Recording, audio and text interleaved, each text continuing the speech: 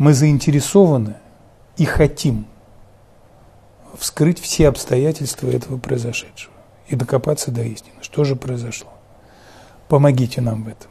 Если вы обладаете информацией, кою не обладаем мы. Никто нам помогать в этом не захотел. Иногда кажется, что и больной-то сам не хочет. Иногда кажется, что больной не совсем больной. Его, значит, ну и что больной, не больной, тоже там много вопросов. И если он больной, то насколько, и как быстро его болезнь может проходить и возвращаться обратно.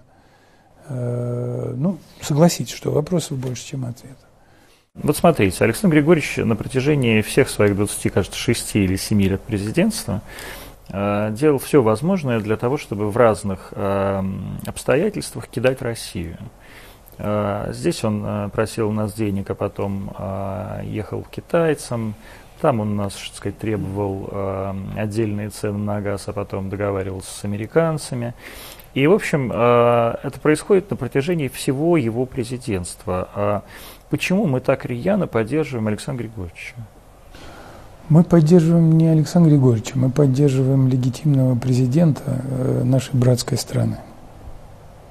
И мы поддерживаем законность в нашей братской стране. И вы знаете, что на протяжении больше чем десятка лет Российская Федерация и президент России действительно поддерживал, косвенно субсидировал белорусскую экономику. Не просто субсидировал, не косвенно, а просто вся эта белорусская экономика является частью российской. И, конечно, это потому, что мы ближайшие союзники, это потому, что это два родственных народа. И, конечно, мы дорожим друг другом. Президент не привился. Почему? Вы знаете, что президент дает очень высокую оценку и спутнику, и продукции Вектора, возлагает высокие ожидания по третьей вакцине, тоже на третью вакцину. Но сам, когда сделает, поставит эту себе вакцину, он об этом сообщит. Хорошо.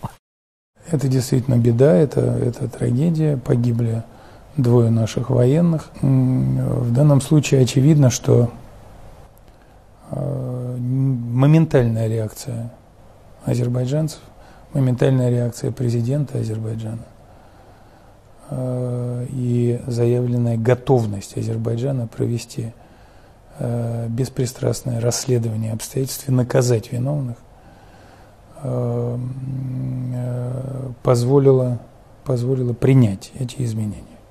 Все новости дня, выпуски программы «Новости Татарстана», программы и фильмы на сайте tnv.ru и на YouTube-канале ТНВ. Подписывайтесь.